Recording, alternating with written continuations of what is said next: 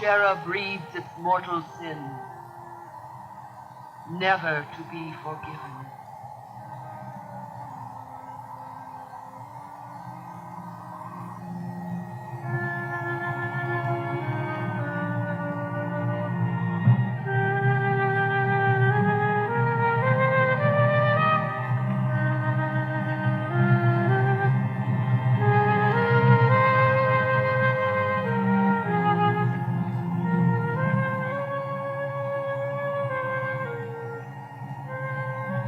It is left to the few to purge such guilt.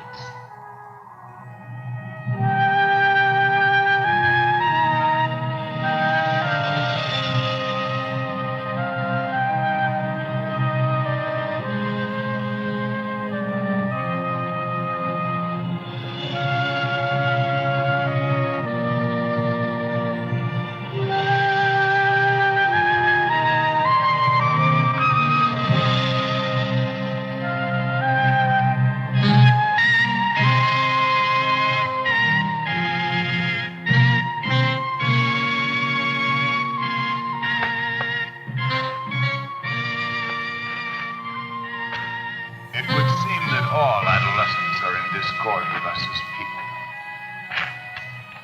and with our most fervent ambitions. Exactly. We, the inhabitants of this earth in this day and age, are no longer in agreement with you, old man. For us, you're far too staid and sober, your excellency, steeped in vanity and braggadocio, and meager in sincerity. Perhaps that is the key to it all. You are meager in sincerity. Ah, then I am accused of insincerity. Well, that is an interesting point of view. I wonder if I might ask you to be more explicit. You, my dear Herr Goethe, like all great personalities, have understood the problem to the last detail. The desperation of human existence. The grandeur of the moment that finally fades and dies, like the flowers in these fields.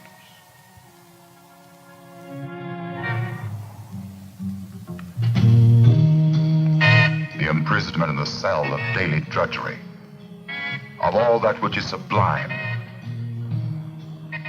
the death struggle of love between the spirit and nature. All this hideous drifting in the void and in the web of uncertainty, this indestructible chain which binds us to the ephemeral, to the incomplete, to the eternal rehearsal. You are entirely cognizant of all this, but nevertheless, just as in the case of Kleist and of the great Beethoven, the lives you have led have been a reflection of the very opposite of what I say. You've expressed faith and optimism and have tried to hush the voices that utter the desperate truth. For years during your existence at Weimar, you acted as if the accumulation of learning and the pursuit of the fine arts were enough in order to eternalize the moment, a moment which in reality you have only mummified. You sought to spiritualize nature and succeeded only in bringing about its sterilization, leaving a grotesque caricature. This is the insincerity which we now fling into your faces.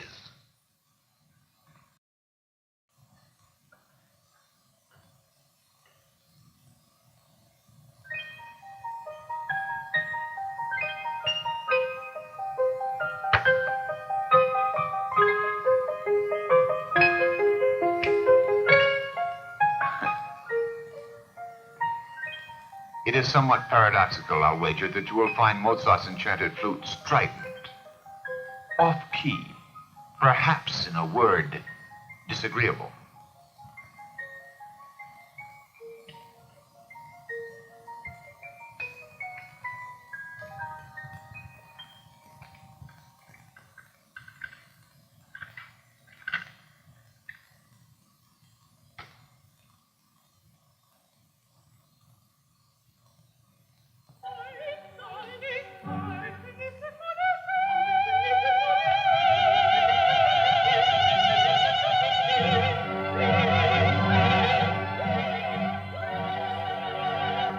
Oh, my God.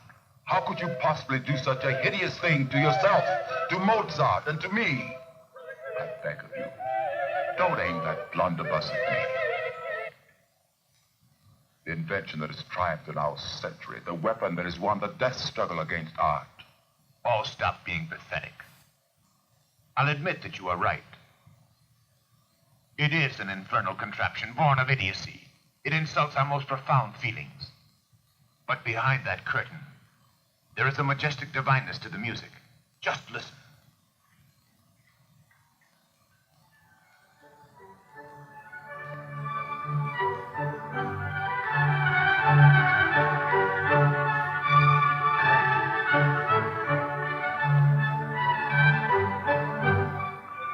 Now make yourself relax and listen.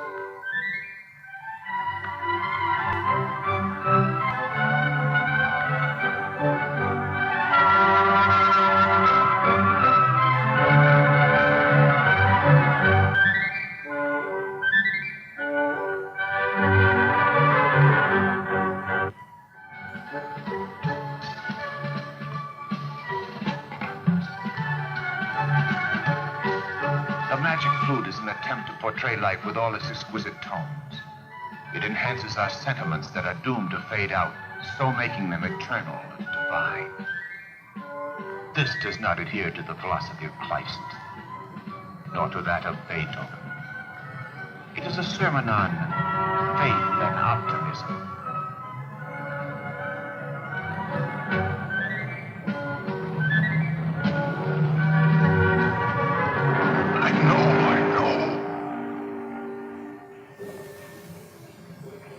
I know. And only God knows why you chose to play the enchanted flute. To me, this is the most superb, the most supreme work of musical art in the world. But Mozart didn't live 82 years.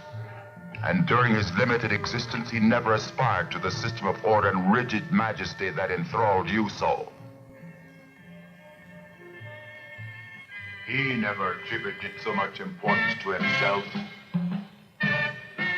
He sang the celestial melodies and died in his youth, in abject poverty, a complete unknown. The fact that I have reached 82 years of age may be considered unpardonable. But the pleasure that I derived from that long lifespan was undoubtedly much less than you can imagine. But you are quite right. I have always been consumed by an overwhelming desire for longevity. I have always feared death, and thus have attempted to fight it off.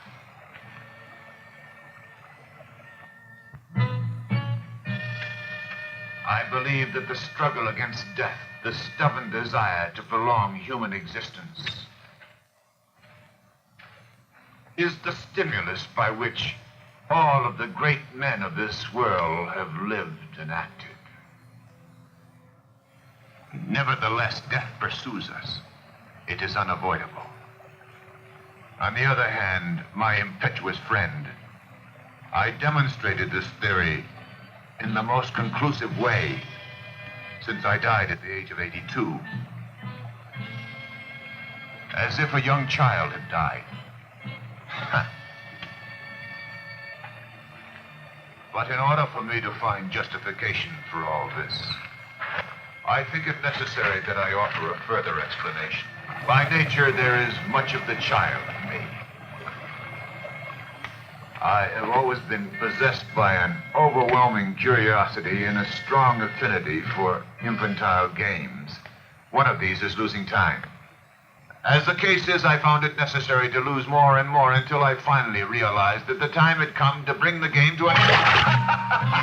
Ah, my son, I'm afraid you're taking her getter a little too seriously.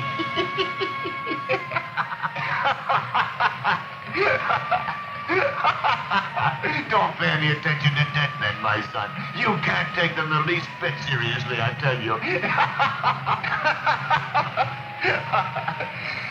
As soon as one reaches immortality, He no longer likes to be taken seriously. His cares are gone.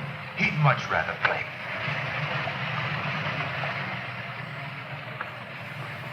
Seriousness, young man, is closely linked to time, you know. It is produced by... This is something you must know. It is important. It is produced by a stupid devotion to time.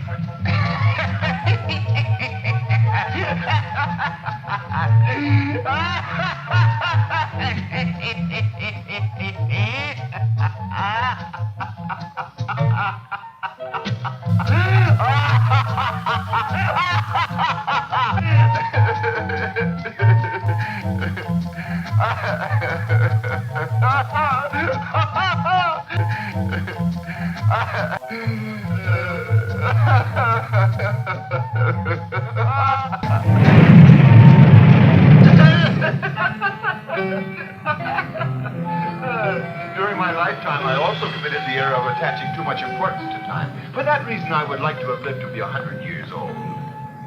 Nevertheless, there is no such thing as time and eternity. Eternity is only an instant. An instant just long enough to allow one to play a joke.